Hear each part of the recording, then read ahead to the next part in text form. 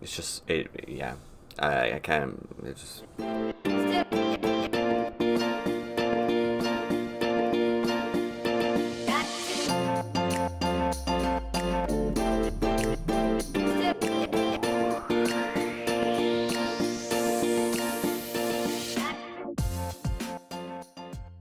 Hey guys, welcome back to the last, I promise, video of the year. I keep on saying that the last video is going to be my last. This is my last video of 2018. And I felt it necessary because of my top 5 video that we'll link up if you haven't watched it, where I named my top whiskey of the year. And I realized that I hadn't reviewed it yet. And even though we've only done a certain amount of reviews, I'm a little ashamed that it just kind of fell by the wayside and I didn't review it, because it should have been reviewed. The bottle is the 2017 edition of the Lagavulin 12-year-old. This is a limited release that they do every year. I think this is their 15th or 16th time doing it. I could be wrong. I'll double check that later. The story behind this bottle, I had heard so many good things about it compared to the 2016, and I reached out to my friend James, who lives out in Las Vegas, to see if he could find a bottle because it wasn't available in Canada at the time. Yeah, so he ended up finding a bottle, picked it up for me, and I went down to Vegas, picked it up, brought it back across the border, and now it's in my hands, and I'm so excited.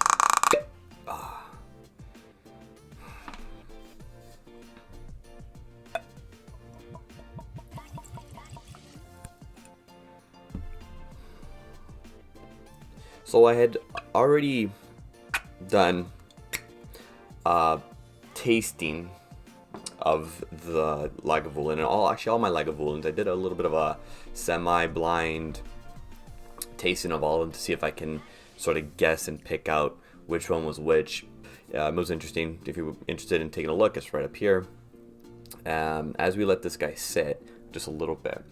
So the 12-year-old is bottled at cask strength 56.5%. It really does make a difference. In my last video, I had mentioned that I really like higher proof, higher ABV spirits, and this does not disappoint at all. And Lagavulin is one of my favorite distilleries, right next to Bruichladdich and Laphroaig and Ardbeg, mainly Islay's. So every year the 12-year-old has a little excerpt it's from, and my pronunciation is going to be pretty bad, so bear with me. It's from The Strange Horse of Sunhambal by William Black. I have been in Islay more as 3 times or 2 times myself, and I have been close to the Lagavulin distillery, and I know that it is the clear water of the spring that will make the Lagavulin whiskey just as fine as new milk. And it's always kind of interesting and fun to read up or read excerpts from, the 1800s and all those sort of old-timey Scotsmen and Englishmen doing, traveling across the UK. So, oh God, it's just so good. There's a peatiness to this, obviously being from Islay, but it's not medicinal. It's more ash and brine, but right underneath it, kind of just like poking up spikes through all that smoky ash, is a lot of bright fruits, like a mango, a little bit of lemon zest, banana peel, not the meat of the banana. And it's just rich and smooth. There's nothing rough about this, especially being at cask strength. A bit of a leatheriness. One of my first jobs was with Lowe's, and I ended up having to go into the paint department every now and then to help out, because I was just so freaking good at everything at that store. The paint dispenser, when you'd have to fill in all the different colors and whatnot, and you'd have to crack open the paint canisters and pour them all in. This smells a little bit. There's a bit of that sort of chemically paint coloring. And I think Bart from Scotch Test Dummies mentioned something about like a Bondo that he typically gets with Islay whiskeys. I don't know. I can't remember if I've ever smelt Bondo, or I probably have, but I can't recall it. But it's probably somewhat similar to what I just got there just now. Regardless, it's amazing. So you just want to sit with it. It just coats your mouth. It's so oily. So many fruits. So many just harmonious, bright fruits laced with smoke. Bananas Foster. And I always find it interesting. You smell, you taste, you go back to the nose, and you're pulling out more. I came back to this. I let it sit for a little bit longer just now. I'm getting a canned peaches and pear, and it just continually evolves and opens, and there's a reason why this was my number one whiskey that I've tried this year. Tried and bought. That was the criteria that if I tried it and I liked it, or I bought the bottle, it made my top 5 list. It's starting to remind me a little bit of my time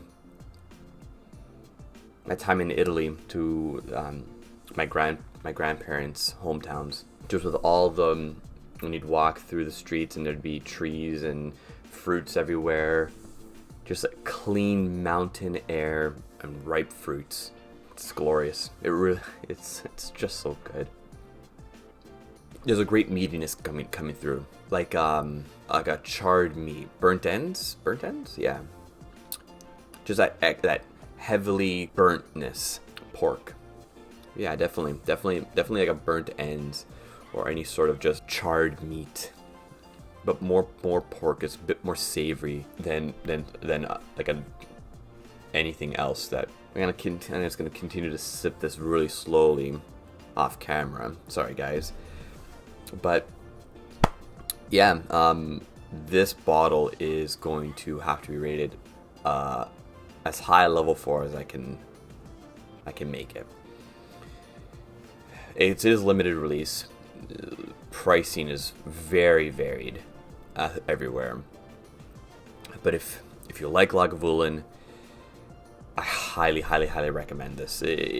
I'm saving up right now to buy another bottle because I need to have another one ready for when this one goes. So yeah, hope you guys like this review, and like, comment, subscribe, give us your feedback in the comments. And seeing how this is December 31st, have yourselves an absolutely wonderful new year, and please don't drink and drive tonight. Be safe, be cautious, stay healthy, and we'll see you in the new year. Slainte, guys.